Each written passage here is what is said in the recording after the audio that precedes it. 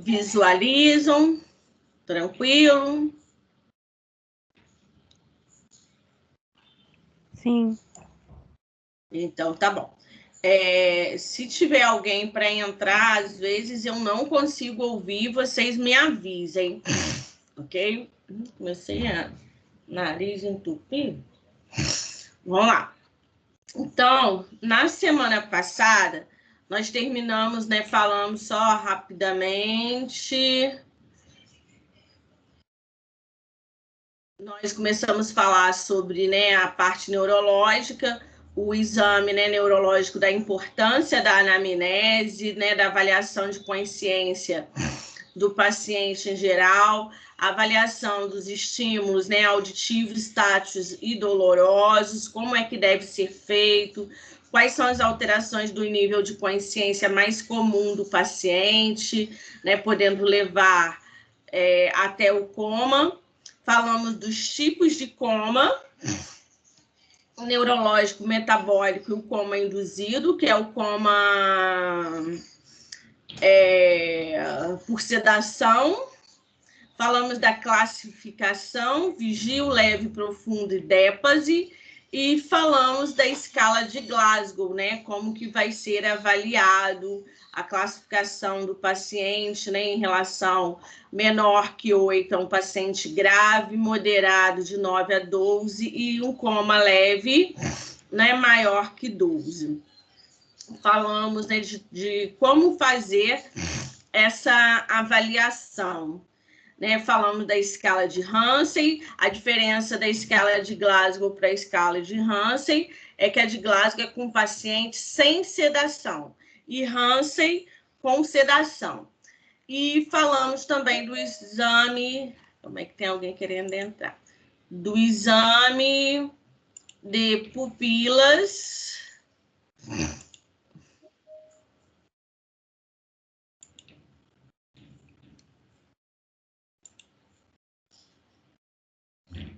Do exame de pupilas também.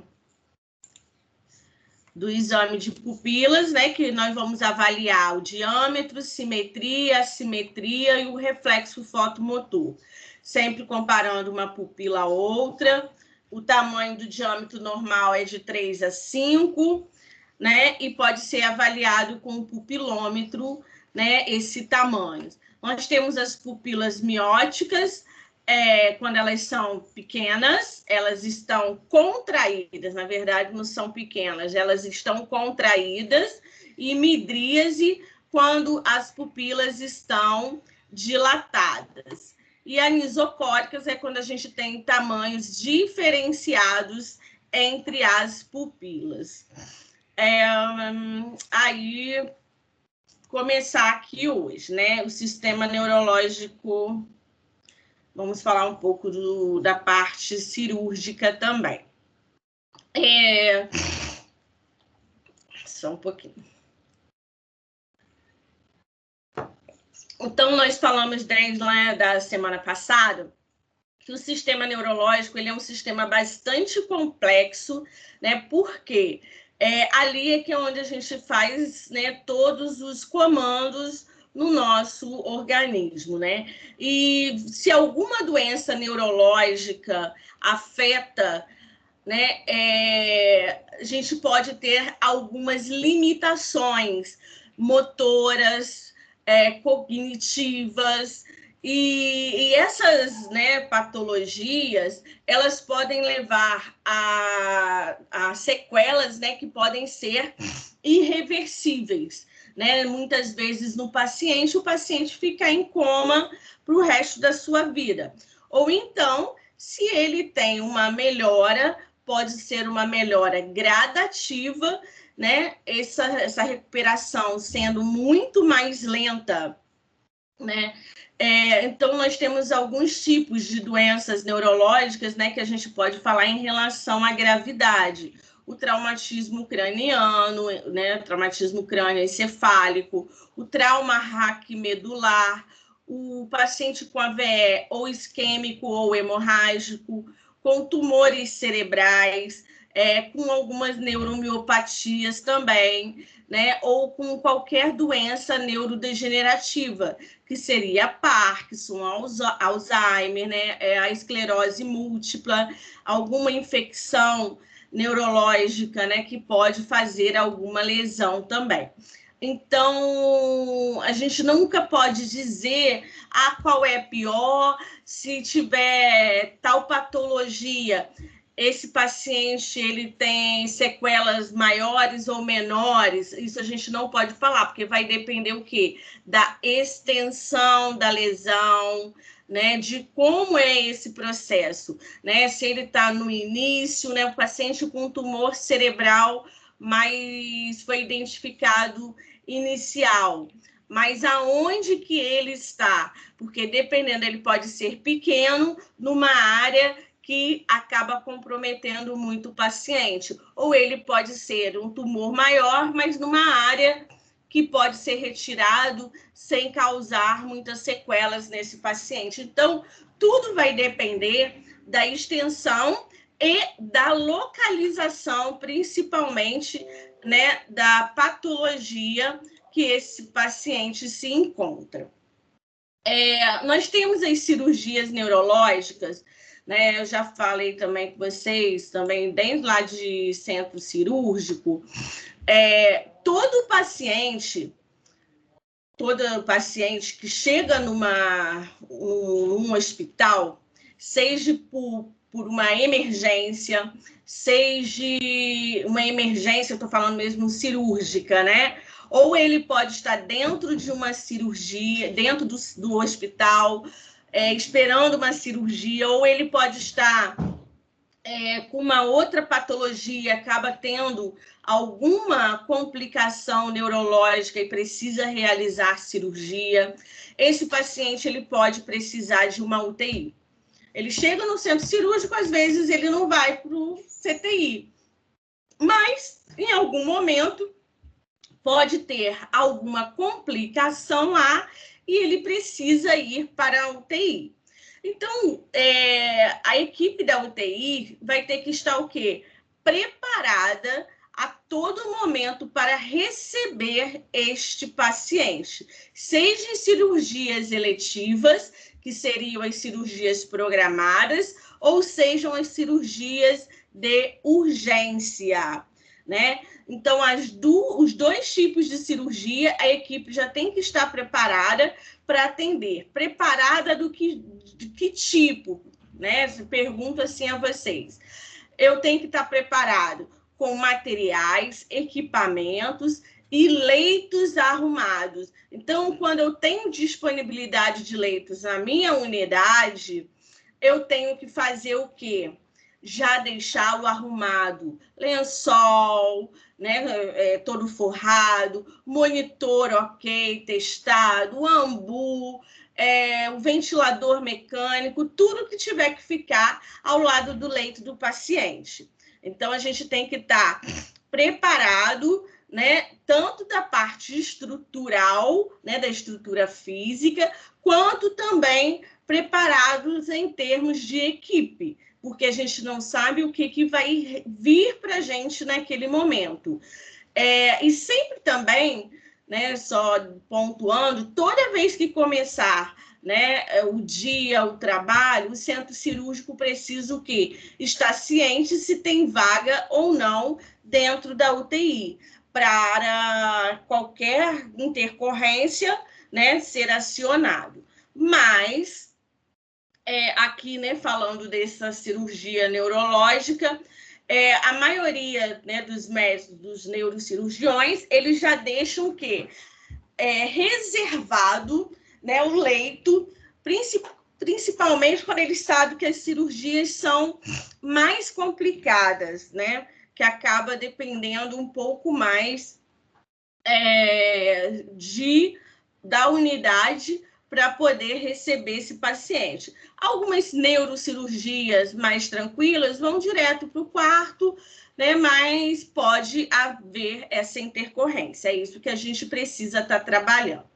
Então, as principais cirurgias, né, que acabam indo para a UTI, Posteriormente, né, que seriam cirurgias neurológicas, seriam tanto os tumores malignos quanto benignos, algumas malformações arteriovenosas, né, quando a gente tem um quadro de aneurisma cerebral no paciente e precisa, né, ir para UTI, e drenagem também de hematomas, quando o paciente tem um quadro de AVE hemorrágico. Não esquecendo também de colocar aí o paciente com traumatismo crânioencefálico, tá?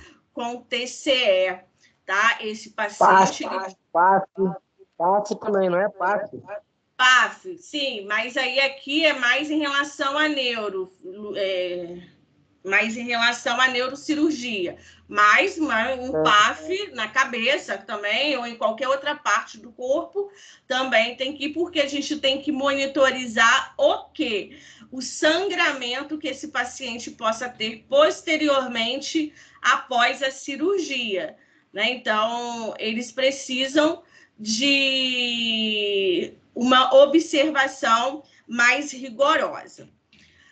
Então, essa admissão do paciente na UTI, nós temos ele tanto no pré-cirúrgico, tanto no pós-operatório imediato, quanto no pós-operatório tardio. Seria o quê? O paciente ele pode chegar pela emergência, ir para o centro cirúrgico e chegar para a gente só no pós-operatório imediato. O paciente pode dar entrada pela parte ambulatorial, internar num quarto, numa enfermaria, depois ir para o centro cirúrgico e retornar. Ou ele interna direto na UTI, faz o pré-operatório na UTI, é encaminhado ao centro cirúrgico e retorna no pós-operatório imediato. Ou, né, no pós-operatório tardio, ele teve alguma complicação posterior à cirurgia, relembrando que o pós-operatório imediato são as primeiras 24 horas de cirurgia. O pós-operatório imediato, né, PO, seria o quê? Das 24 horas em diante até uma semana. E o tardio, 7 dias após, né, que seria uma semana após a cirurgia. Muitas vezes, esse paciente ele pode estar até em casa e retornar para a UTI, né, por conta de alguma complicação, tá? Então, no caso, tem que estar atento, principalmente... até mesmo por conta da admissão desse paciente em relação ao histórico de enfermagem que deve ser realizado, né, desse paciente. Aqui é uma coisa que a gente tem que ficar muito atenta, né, atentos em relação a essas alterações pós-cirúrgicas que possam vir a acontecer.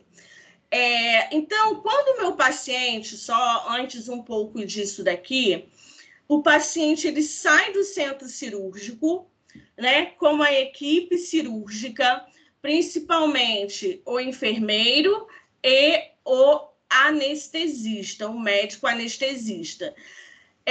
Às vezes, o cirurgião, né, o neuro, vem junto, mas... para a gente acaba sendo até mais importante o anestesista para poder passar todo o quadro, tanto da anestesia, né, e relatar mesmo, porque ele está ali e relata tudo o que aconteceu com aquele paciente durante a cirurgia, né, no transoperatório. Nós precisamos saber todos os detalhes, se ele teve alterações hemodinâmicas, se ele teve... como que foi o tipo de anestesia, né? Então, a gente tem que estar fazendo o quê? Essa avaliação, saber de tudo que aconteceu antes, né, durante, no transoperatório, antes, né, dele chegar para a gente na UTI. Então, ele chega para a gente, ele vem numa maca e nós vamos ter que passar para onde? Para a cama da unidade. Quando a gente vai passar para a cama, nós temos que ter esse cuidado com drenos, catéteres, né? Tudo que está com o paciente para poder nós termos cuidados de não, né, na hora da passagem, né, não retirar, né, não sair, né, não ter problemas, né, nenhum durante esse transporte, né, de passagem da maca para a cama do paciente. E então, geralmente, 4 pessoas é o necessário, né, para poder pegar tanto na parte. Deixa eu ver aqui se tem, eu acho alguém querendo entrar. Tem.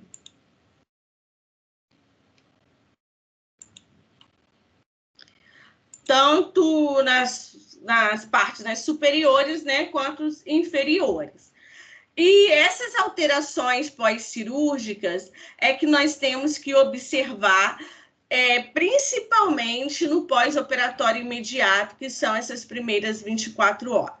Nós temos as alterações cardiovasculares, né? Primeiramente, esse paciente, ele foi submetido a uma anestesia geral, muitas vezes, né, porque como neurocirurgia é uma cirurgia mais complexa, geralmente é anestesia geral, ou qualquer outro tipo de anestesia, ele pode realizar alguma arritmia posteriormente à cirurgia. Então, sempre que esse paciente chegar, eu tenho que fazer o quê? A monitorização, né, cardíaca, frequência, né, que seria o eletro, a parte dos eletrodos, da monitorização, né, saturação, eu tenho que avaliar a pressão arterial desse paciente, né, fora a temperatura e frequência respiratória, mas falando aqui da parte cardiovascular, onde ele pode fazer alguma arritmia e possivelmente ele pode até fazer uma parada cardíaca por conta dessas arritmias que ele está apresentando. Então, também, além da monitorização, é bom realizar um eletrocardiograma para ficar registrado se ele tem ou não alguma arritmia.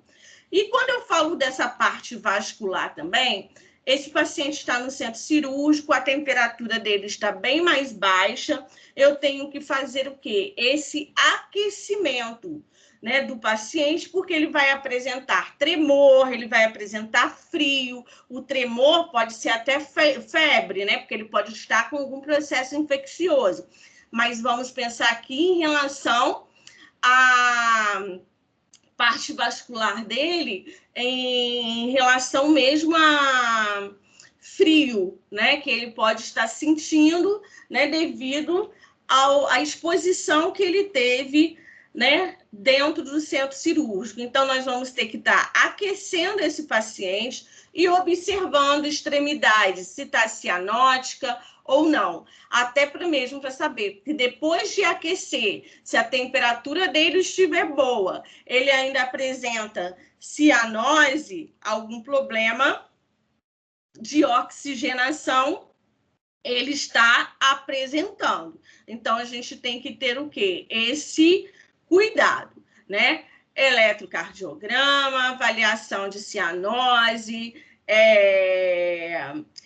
né, a parte da monitorização cardíaca aqui, e se tiver qualquer alteração, deve ser imediatamente logo também comunicado. Algumas alterações pulmonares. Como que esse paciente veio do centro cirúrgico? Ele veio em ar ambiente, em macronebulização, com catéter nasal, ele veio entubado na ventilação mecânica, eu tenho que avaliar e instalar o que está vindo de lá. Eu preciso até saber, antes do paciente chegar, qual tipo de oxigenoterapia ele vai precisar para eu já deixar preparado. Aí aqui, né, eu tenho que fazer o quê? toda vez que quando esse paciente também ele é admitido, além do eletrocardiograma, nós temos que solicitar o quê? Exames laboratoriais e raio-x de tórax. O raio-x de tórax para saber como que está a parte pulmonar, se ele tem alguma complicação anterior, porque às vezes os exames pré-operatórios podem não ter mostrado nada, e aqui, durante a cirurgia, pode ter apresentado alguma complicação. Então, a gente vai ter que avaliar também o quê? A gasometria arterial, que junto com os exames laboratoriais, avalia a parte eletrolítica também do paciente, que vai estar avaliando o quê? Sódio, potássio, o magnésio, se ele tem perda sanguínea, ele pode entrar em quê? Com quadro de choque hipovolêmico. Então, eu preciso restabelecer fisiologicamente, essa parte eletrolítica também do paciente. Então, a gente precisa estar fazendo essa coleta dos exames laboratoriais. Aí, aqui na parte pulmonar, o que a gente vai precisar é a gasometria arterial, raio-x, e saber o que ele vai estar utilizando de oxigenoterapia. Alterações gastrointestinais.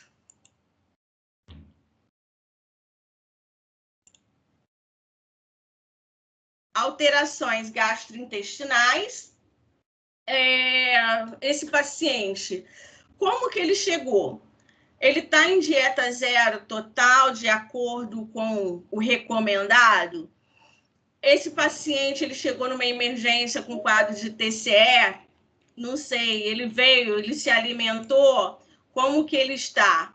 Então, eu preciso, muitas vezes, estar fazendo o quê? A passagem da sonda, do catéter naso ou orogástrico. Vai depender também do tipo de cirurgia que esse paciente está realizando. Um paciente com TCE grave, eu vou passar uma sonda naso? Não, porque ele tem traumatismo.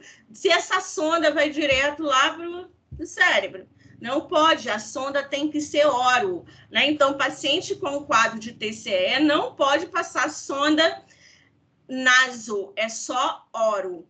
Então, dependendo do paciente, vai ser solicitado a passagem da sonda gástrica, ou oro ou naso, e eu tenho que estar fazendo o quê? A avaliação posteriormente também, se ele está drenando de forma correta, se o resíduo está saindo, ou se essa sonda está obstruída, Então, isso seria o quê? Um dos cuidados, Nós também, da enfermagem, está fazendo essa avaliação gástrica e também intestinal, Eu vou estar fazendo a avaliação de quê? Do peristaltismo, lembrando que cirurgia, anestesia, diminui o peristaltismo do paciente. Então, diminuindo o peristaltismo desse paciente, eu tenho que reiniciar a dieta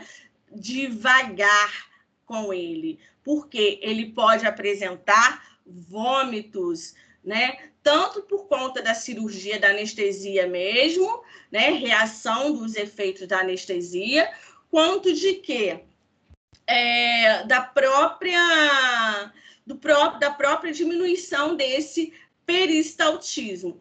Esse paciente está evacuando adequadamente? Ele está com diarreia ou está com alguma constipação? Porque dependendo, se ele tiver uma constipação, a dor, querendo evacuar, pode aumentar a pressão intracraniana dele. Então, isso tudo a gente tem que avaliar, ok? Os distúrbios hidroeletrolíticos, quando ele chega, tem que ser feita a avaliação dos exames laboratoriais, balanço hídrico, Aí vocês vão perguntar, esse paciente precisa de balanço hídrico positivo ou balanço hídrico negativo?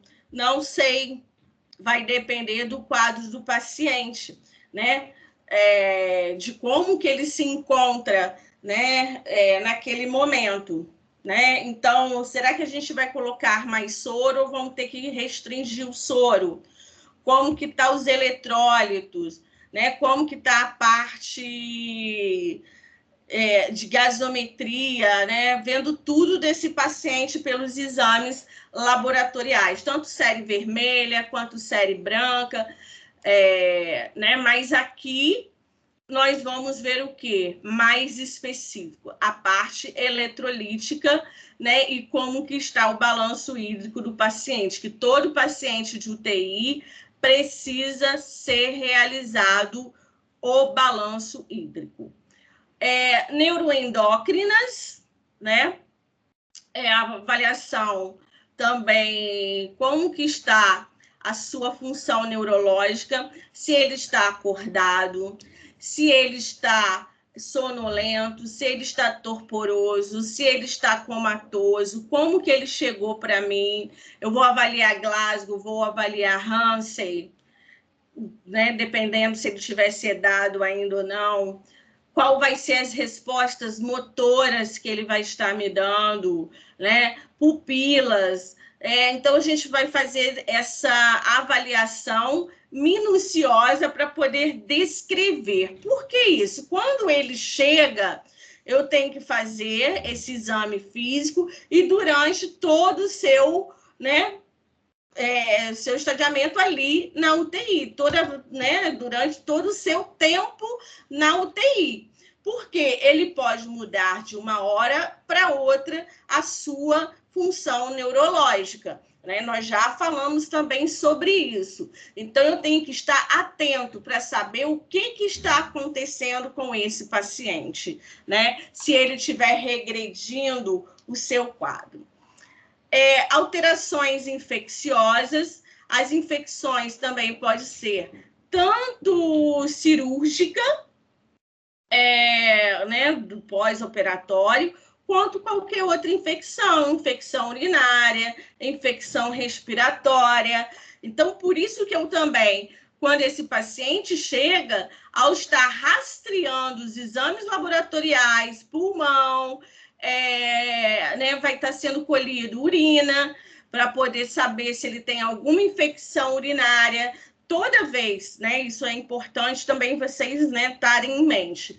Toda vez que o paciente é admitido, seja ele da onde for, seja do centro cirúrgico, seja da enfermaria, da clínica médica, cirúrgica, da emergência, da obstetrícia, ele vai chegar para a gente e ele é necessário fazer o rastreamento. Que tipo de rastreamento? Colher suave, oral, nasal e retal. Colher exames laboratoriais, colher urina. Isso acaba sendo o quê? Eletro e raio-x. Isso é protocolo, né? A maioria das unidades, vou dizer a vocês, 99% já das unidades, tem que realizar, né, como protocolo, não precisa nem perguntar. O paciente chegou, colhe. Não, já tem que colher, porque eu tenho que saber se ele já chegou com essa infecção ou se ele possa ter adquirido ali a infecção dentro da UTI. Então, quando a gente fala nessas alterações infecciosas, eu tenho que estar fazendo esse rastreamento do paciente quando ele chega para saber até se ele já chegou ou adquiriu ali algum tipo de infecção. E também não podemos esquecer, né, se esse paciente tiver algum tipo de úlcera, né, por pressão, e qual seria, para saber se tem infecção também ou não, porque a úlcera é um fator infeccioso também, principalmente de pacientes que acabam ficando por um tempo mais acamados. E a parte de alterações neurológicas, né? Foi o que eu falei aqui com vocês, em relação a se ele está acordado, se ele está sonolento, se ele está tendo rebaixamento do nível de consciência, se ele está comatose. Alguma dúvida até aí? Tranquilo? Vamos passando. Então. Tranquilo. Nós vamos falar sobre alguns drenos e catéteres, né, cerebrais que são colocados dentro dos pacientes, né, na UTI. Primeiramente, é comum em pacientes neurológicos estarem colocando algum tipo de dreno. E nós precisamos o quê? Saber, precisamos identificar quais são esses drenos. Nós chegamos a falar semestre passado, cheguei a mostrar a vocês alguns drenos, né? Mas a gente vai relembrar aqui, né? Com certeza, vou estar falando, explicando aqui novamente, sem problema nenhum, né? E para vocês terem uma noção maior. Uso, né, Aí aqui, nós vamos estar falando, né, que toda a equipe deve o quê? Conhecer todos esses tipos de drenos, né, de catéteres, quais são suas funções, as indicações e o manuseio que é realizado com esse dreno. Porque quem é que vai manusear? É a equipe de enfermagem, especificamente o enfermeiro, tá? Para que não tenha muitos manuseios e a gente diminua os índices de quê? Infecções, né, com drenos e catéteres. Então, no caso, o enfermeiro é que ele está habilitado para estar manuseando, né, realizando tanto curativos quanto manuseios mesmo em relação à drenagem, né, posicionamento, tudo direitinho. Só dando uma relembrada, nós temos, né, o LCR, que é o líquor céfalo raquidiano. No adulto, nós temos em cerca de 150 ml. E essa produção, ela é contínua, né? A cada 8 horas, esse líquor, ele é renovado. O que é o líquor céfalo raquidiano? O líquor, ele é produzido nos ventrículos, né? E ele desce por toda a coluna, né? Pela medula ali, ele desce por toda a coluna cervical, lombar, né? A gente vai estar ali. A coloração dele é o quê? Amarelo bem clarinho, né? Não estamos falando assim, nem amarelo, não. Vamos falar branco mesmo, que a gente chama água de rocha. Né? Mas ele pode estar um amarelinho bem clarinho, igual uma urina muito clarinha, né? Seria o quê? Uma coloração normal, sem problema nenhum ali. Porém, dependendo da patologia que esse paciente se encontra, esse líquor ele pode estar o quê? Purulento, no caso, paciente com um quadro de meningite. Ele pode estar sanguinolento, se esse paciente teve um quadro de AVE hemorrágico ou tem um TCE grave, né, que teve uma hemorragia ali. Quando ele é retirado, né, se a gente for colocar algum dreno a nível de ventrículo cerebral ou a nível de coluna lombar, para poder realizar alguma punção lombar, essa coloração do líquido, né, do líquor, pode estar diferenciada. Nós vamos ter que estar observando. Um dos catéteres que são colocados, né, nos pacientes, geralmente para quê? Retirada de líquor céfalo-raquidiano, né? Ou pode ser colocado para administrar medicamentos analgésicos para dor em pacientes que tenham dores crônicas. Esse catéter, ele é colocado na região lombar, onde nós temos o quê? Onde é feita a anestesia, a RAC, né? A peridural, desculpa, a peridural. Ele é colocado no espaço subdural, né? Onde ele pode ficar ali, é um fio muito fininho, um catéter muito fininho, ele pode ficar ali por dias, por semanas, né? Mas quanto mais tempo esse paciente fica com o catéter lombar, maior chance, né, de riscos que ele tem de provocar infecções e levar a infecção diretamente para a meninge. Por isso que eu falei com vocês, o manuseio tem que ser muito delicado, né, porque ao preparar esse medicamento, ao ser administrado, nós temos que utilizar toda a técnica asséptica, né, para poder introduzir, para não levar nenhum tipo de micro-organismo do meio externo para dentro do paciente, né, para o meio interno. Para que seria, então, utilizado? Hoje, mais especificamente, ele é utilizado para diminuir a dor em pacientes de cirurgias de grande porte, sejam elas sejam elas pacientes oncológicos, né, que acabam tendo muita dor e uma morfina venosa já não resolve mais. Então, é necessário estar administrando, né, soluções analgésicas diretamente no espaço subdural, né? E para poder amenizar essa dor no paciente. Nós temos o outro catéter, né, que é o dreno de DVE, drenagem ventricular externa. Né? Esse catéter é um catéter de sistema fechado, aqui é onde nós temos, né, é um tipo microgotas e com uma bolsa coletora abaixo. Aqui, ó, nós temos uma quantidadezinha de líquor cefalorraquidiano. O catéter, ele sai do paciente direto para o sistema.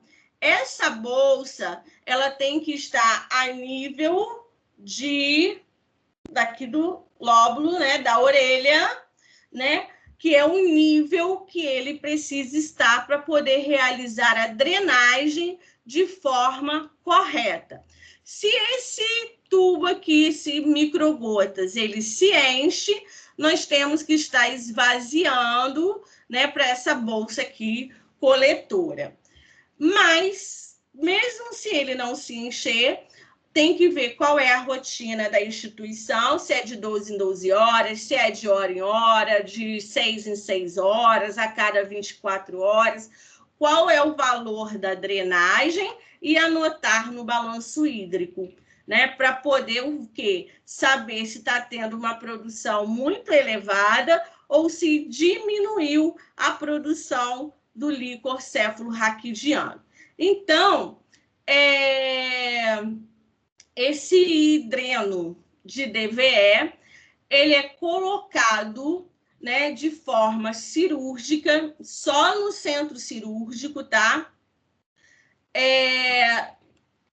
No ventrículo, né? Tanto é que a gente fala derivação ventricular externa, ventricular, ventrículo direito ou esquerdo cerebral, né? E esse catéter, ele se exterioriza pelo couro cabeludo e está acoplado a esse sistema coletor, ok? Então, nós vamos avaliar a drenagem do líquor cefalorraquidiano. É importante sair muito? Não, porque significa, se estiver drenando numa quantidade exagerada, que esse paciente tem um quadro de hidrocefalia, está produzindo muito e ele tem uma hidrocefalia. E também não pode deixar de sair nada. Se tiver sem sair nada, com certeza esse catéter ele vai estar o quê? Obstruído, porque eu tenho um catéter onde tem uma produção do líquor, se não sair nada, não está produzindo nada. Isso não significa, né, que ele está o quê? Obstruído. Então, a gente tem que fazer essa avaliação. Geralmente é colocado em pacientes que têm edema cerebral, né, pacientes que têm um quadro de TCE grave, né, ou pacientes com um quadro de meningite que acabou se complicando, se transformando em quê? Em hidrocefalia.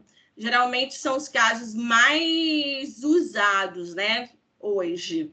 Então, né, falando, né, ele é utilizado no controle e volume da pressão do líquor, né, quando não houver indicação, no caso, aí aqui, vou falar assim para vocês, né, a utilização da DVP. O que seria DVP? A derivação ventrículo-atrial. Alguns pacientes, quando estão utilizando e que tem uma produção muito grande, foi visto que esse paciente ele tem hidrocefalia e ele teve melhoras e é necessário ele ficar, né, para o resto da sua vida com uma derivação ventricular. A externa, ele não vai poder ir para casa, porque a externa, ela é temporária, né? Se ele precisar ir para casa com algum tipo de derivação, né, com algum tipo de dreno, é colocado, instalado a DVP, drenagem ventricular, né? A gente fala atrial, mas é peritoneal, né? Drenagem ventricular peritoneal. O dreno, ele sai do ventrículo, ele vai passar por dentro mesmo, ele vai passar pela veia, vai descendo até a cavidade abdominal. Aí o líquor, ele desce para a cavidade abdominal internamente, tá? E ele vai ser absorvido pelo peritônio, tá? Absorvido e eliminando, não tem, sem problema nenhum. Tá? Então, isso acontece muito com crianças, acontece mais com crianças, né? Quando nascem com quadro de hidrocefalia. Mas em adultos, tem alguns adultos, até algumas crianças, né, que se tornam adulto, que com o tempo tem que ir trocando, por conta do tamanho, por conta de obstrução, né, de colabamento desse dreno. Então, nós temos que avaliar se esse paciente ele precisa, né, já está bem, mas ele continua com uma drenagem muito alta, ele não pode mais ficar com a DVP, com a DVE, ele tem que ser instalado o quê? A DVP, ok? Então, aqui, ó, as indicações mais comuns, como quando eu falei com vocês, ó, hidrocefalia por meningite, hidrocefalia por sangramento, né, de quadro hemorrágico, pós-operatório, né, quando se pode haver também hidrocefalia, você sabe que ele tem um edema cerebral, e esse paciente, ele vai evoluir para hidrocefalia, então é colocado para retirada desse líquor. Aqui, a gente pode acoplar o sistema transdutor para monitorização da PIC também, da pressão intracraniana. PIC, PIC, é pressão intracraniana. É diferente de PIC, PIIC, tá? Que é catéter central de inserção periférica, né, que é o catéter colocado principalmente neonatal. Mas aqui nós vamos falar muito de PIC, PIC, pressão intracraniana. Vamos ver que eu acho que tem alguém.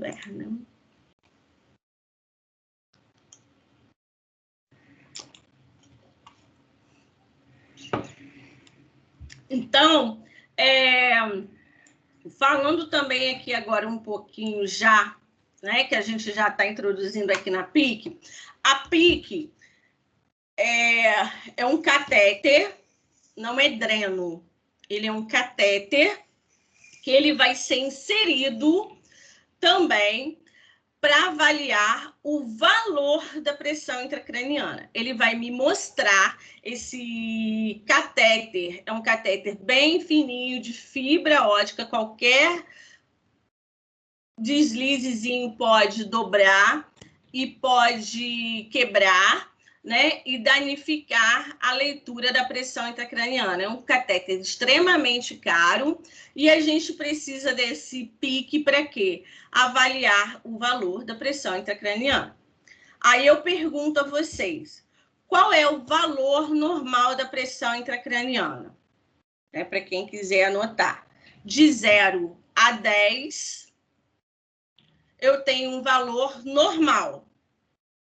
De 0 a 10, eu tenho um valor normal. De 11 a 20, é uma pique levemente aumentada. De 11 a 20, levemente aumentada. De 21 a 40, moderadamente aumentada. E acima de 41, bem aumentado. Bem alto, né? Extremamente alto. Ok? Querem que repita alguma coisa? Repete para mim, Marcela. De 0 a 10 milímetros de mercúrio, tá? Esqueci de falar. De 0 a 10 milímetros de mercúrio é um valor da pique normal. De 11 a 20, levemente aumentada. De 21 a 40, moderadamente aumentado. E acima de 41, bem alto. Tá? Então, nós vamos também estar definindo o valor da pressão intracraniana, vai me definir o prognóstico do paciente, né? Porque se eu tenho um paciente com uma pique de 45, é muito alto, já é um paciente que vai ficar com sequelas bem graves. O que significa essa pressão intracraniana? Só dando uma relembrada. A minha calota craniana, ela é o quê? Inextensível. Não tem para onde se expandir líquido nenhum, nem líquor cefalorraquidiano, nem sangue, né, o edema cerebral, nada disso. Então, a pressão ali dentro vai estar aumentada. O catéter de pique vai me mostrar, né, quando ele está introduzido, ele me mostra o valor da pressão intracraniana. Por que isso? Até para eu saber qual é o tipo de tratamento que vai ser realizado a esse paciente. Então, tem alguns pacientes que antes de colocar dreno, antes de realizar qualquer tipo de cirurgia, pode só colocar a pique, que pode ser feito à beira do leito, um furinho, rapidamente, pode ser feito dentro da UTI mesmo, né? E para monitorizar essa pressão, para saber o que de conduta, de tratamento, se esse paciente está piorando ou se esse paciente está melhorando. Isso é muito comum, né? Vocês virem pacientes de UTI, né? Principalmente pacientes vítimas de TCE, ou pacientes com quadro de AVE hemorrágico, né? Que tem sangramento muito extenso, para poder saber qual vai ser a avaliação. Porque muitas vezes é colocado o dreno de DVE, mas esse paciente também está sangrando. O dreno de DVE, ele está no ventrículo. ele não está na cavidade aonde está tendo sangramento, né? Então, é necessário, muitas vezes, a colocação também de qual tipo de dreno? O dreno de sucção, né? Esse dreno de bolsinha que você refaz o vácuo, né? Dreno vácuo, dreno de sucção, de hemovac, tá? Dreno de hemovac. Você tem que refazer esse vácuo, porque a drenagem de sangue é sob o quê? Sucção, não é sob gravidade. Se vocês observarem aqui, olha quanto sangue tem aqui nesse dreno, né? Então, o catéter de PIC também vai estar me determinando o que é necessário fazer nesse paciente. É preciso fazer a colocação do dreno, do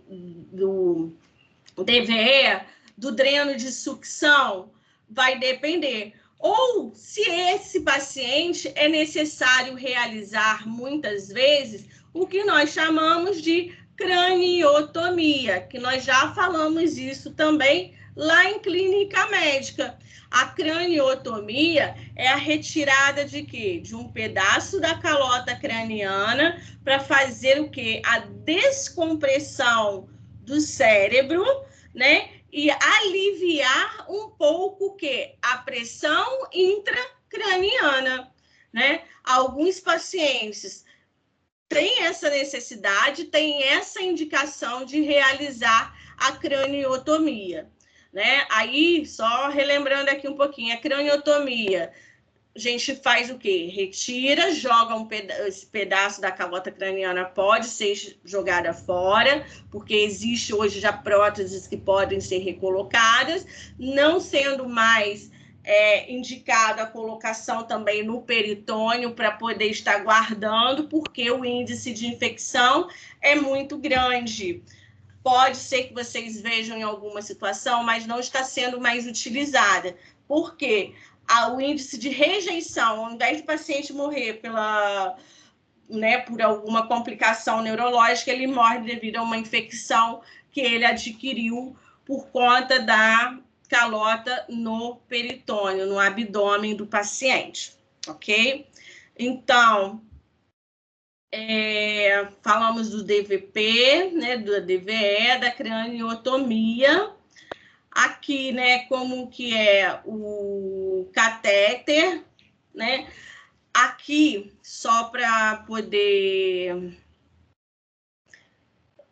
A tubulação, né, do DVE, ele tem 3 vias, né, que uma se pode colocar o transdutor para aferição da PIC. A PIC vai ser um monitorzinho também que vai ficar ao lado do paciente, igual uma monitorização cardíaca, mostrando o valor da pressão intracraniana. Esse three-way aqui, essa torneirinha, é que nós temos que ter o quê? Muito cuidado com ela, porque nós precisamos, geralmente, diariamente, o enfermeiro ele tem que fazer a coleta desse líquor cefalorraquidiano para mandar para exames laboratoriais, para fazer cultura, né, antibiograma, para saber se esse paciente está tendo ou não alguma infecção de meninge, né, intracraniana no ventrículo. Então, aqui é que nós teremos que ter o quê? Muito cuidado na hora da manipulação, com toda a técnica também, né? Asséptica, luva estéreo, alguém vai, né? Todo equipamento de proteção individual, né? Fazer o que ali? Toda a asepsia, né? Para poder retirar e encaminhar para saber, né, se tem ou não algum tipo de infecção no paciente. Então, possivelmente vai ser feito todo dia a retirada de um pouco desse líquor, né, para avaliação laboratorial. Aqui não tem essa necessidade da gente, né, tá falando especificamente né? Aqui. Aí, que nós já falamos do catéter lombar, né? Que são também conhecidos como drenagem ou dreno lombar, já falamos, voltei. A monitorização da PIC, né? Voltando aí. A monitorização da PIC, né? A gente tem um volume, né, craniano que é aproximadamente 1.900 ml, né, e ocupado por 80% de cérebro, 10% de sangue, 10% de líquido cefalorraquidiano. Foi o que eu falei para vocês. Então, a PIC, a pressão intracraniana, quando eu tenho um líquido demais, ou líquido cefalorraquidiano, ou sangue, ele já vai apertar um pouquinho ali, né? Ou se esse cérebro ele está edemaciado, ele também já acaba com, né, fazendo o quê? Aumentando o compartimento ali dentro da calota. E aumenta o quê? A pressão intracraniana, né? Foi o que eu acabei aqui de explicar a vocês. Então, o que acontece? O que seria essa relação, né, que a gente tem para falar em relação a veias? Se eu tenho, olha, a pressão no interior das veias cerebrais é igual à da pressão intracraniana. Se a pressão venosa cerebral deve ser mantida pouco acima da PIC para impedir que as veias façam o quê? Se colabem. Por quê? Se a PIC tiver maior do que a pressão venosa cerebral, elas acabam o quê? Se colabando. Colabando, eu não vou ter o quê? Irrigação sanguínea. Então, eu levo o quê? A uma hipóxia cerebral. Então, quando eu falo, né, que quando a pressão intracraniana sobe, a pressão nas veias cerebrais de paredes finas também podem aumentar na mesma proporção. Ou elas devem aumentar na mesma proporção, tá? Para não ter o quê? Essa interrupção do fluxo sanguíneo cerebral, né? E não deixar de ter sangue circulante naquela área. Então, quando a gente fala que a pressão da perfusão cerebral, ó, PPC, pressão de perfusão cerebral, é o fluxo sanguíneo que está ali circulante. Ele é igual a PAM do paciente, pressão arterial média, menos a PIC, pressão intracraniana. Aqui eu posso realizar esse valor manualmente. Qual é a PPC do paciente? PPC é igual PAM menos PIC. Para isso, eu preciso estar com o paciente com a monitorização de PIC, está mostrando lá no, né? Ele está com catéter de PIC, mostrando lá no monitor. E com PAM. O que é a PAM? Eu vou botar aqui no chat para vocês. A PAM é quando o paciente... Igual aqui, não estou nem enxergando igual. É igual a pressão arterial sistólica mais 2 vezes a PA diastólica dividido por 3. O que seria PAM? A PAM é quando é instalado um catéter no paciente, né? Na radial, na artéria radial, femoral, braquial ou pediosa. Isso é uma aula que a gente vai dar mais para frente, que a gente vai estar fazendo avaliação de uma pressão arterial fidedigna. O catéter vai estar direto instalado na artéria, mostrando o valor real da pressão arterial em tempo real, mostrando também lá no meu monitor cardíaco. Por quê? Quando eu tenho o paciente com uma pressão não invasiva, que é aquela abraçadeira que insufla, né, e aparece o valorzinho lá no monitor, esse paciente, ele pode estar alterado. Principalmente pacientes mais graves, ele pode estar o quê? Com essa instabilidade hemodinâmica e alterar, né, o valor da pressão, a gente não ter um valor real. Então, é necessário eu colocar o quê? Uma PAM. Mas se meu paciente também não estiver com esse catéter, eu posso fazer a continha. Pego o valor da pressão arterial sistólica. Vamos lá, 120.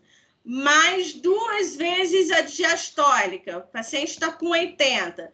120 mais 160, dividido por 3. Qual é o valor da PAM? Entendeu? Aí eu pego esse valor da PAM e diminuo com o valor da PIC.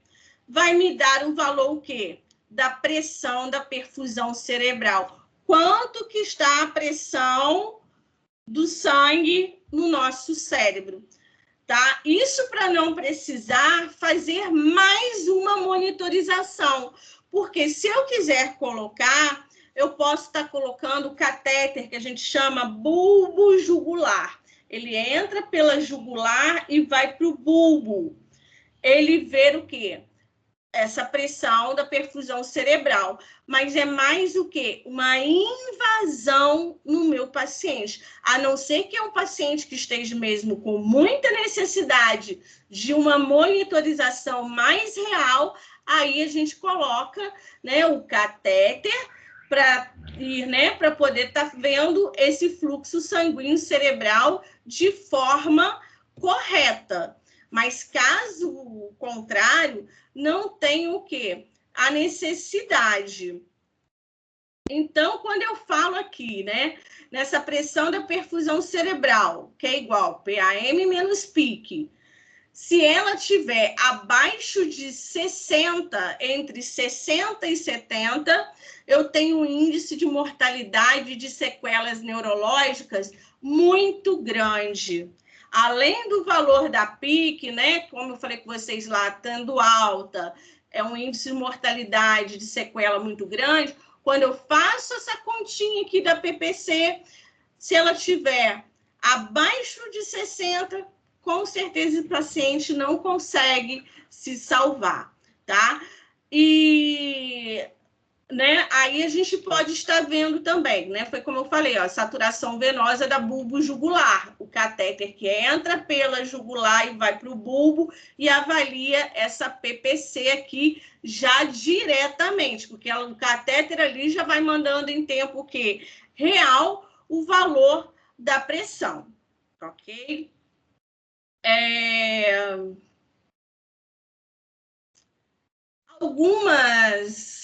Alguns fatores também externos podem... que para a gente não é tão coisa, não.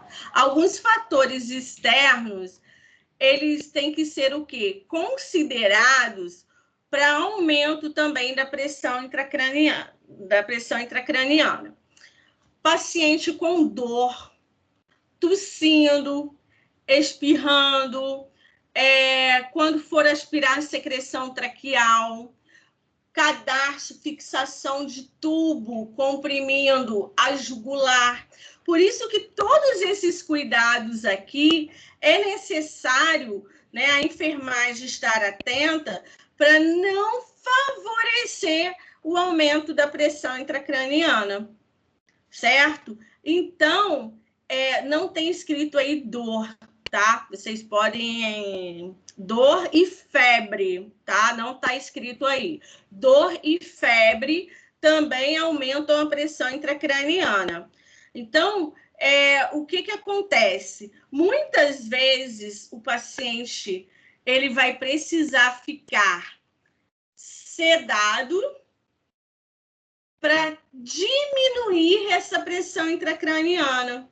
Porque quanto mais agitação, dor que ele sinta, aumenta. Aí diminui o quê? Acaba o quê?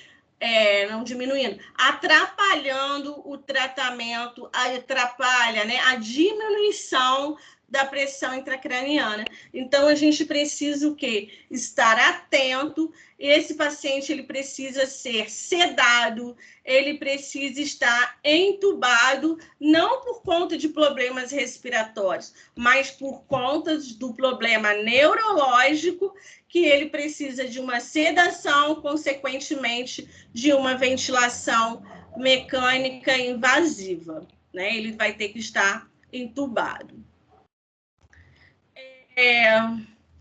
Praticamente, né? A gente acaba hoje aqui, ó, sedação, onde a gente tem essa depressão, né, profunda da atividade cerebral, para diminuir o consumo de oxigênio, porque quanto mais gastos ele tem, foi o que eu expliquei a vocês, quanto mais agitação, mais dor, mais consumo de oxigênio ele vai ter. Então, é necessário ele fazer o quê? Ficar sedado, né, para diminuir o fluxo sanguíneo também, o quê? Cerebral, porque vai diminuir a pressão intracraniana.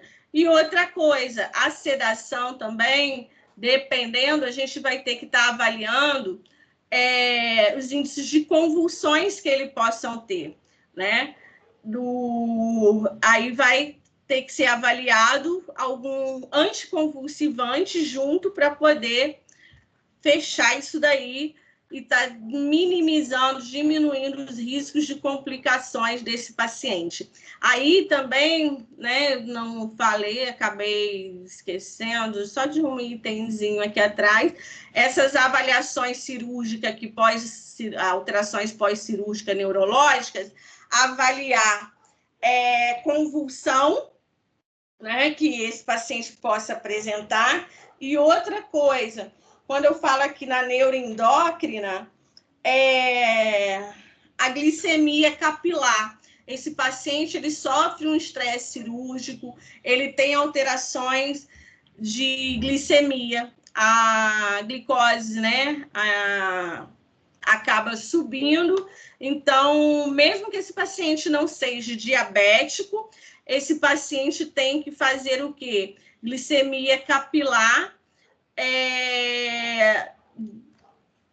constantemente, de 4 em 4 horas, de 6 em 6 horas, para poder avaliar a glicemia, né? Que sempre pode estar aumentando um pouco mais aí. E eu esqueci de mandar aqui para vocês. Aqui, ó.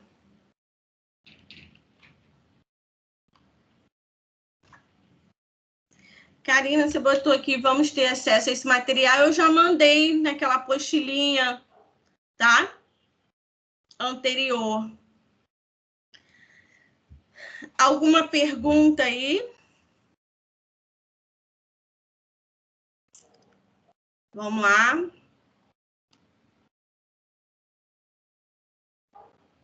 Oi.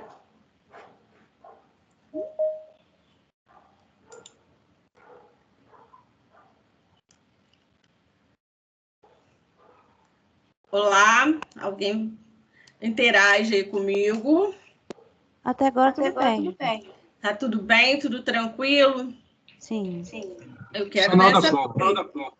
Tudo tranquilo, Ju, tudo tranquilo. Beleza, assim eu amo vocês. Só na hora da prova tá difícil. Só na hora da prova, se eu falar a vocês que nós terminamos nosso conteúdo de hoje. Agora, a próxima matéria é a parte cardio, que nós vamos deixar para D2. Mas já? Vamos rápido. Essa que é a derrota do negócio. Essa é foda. 1 hora de bombardeio. Fechamos o cronograma de matéria todo. Que milagre, gente. Isso. Ó. Todas as turmas, graças a Deus, eu estou adiantada. É porque eu também falo muito rápido. E aqui é diferente de sala de aula. Na sala de aula, deixa eu desligar aqui. para a gravação.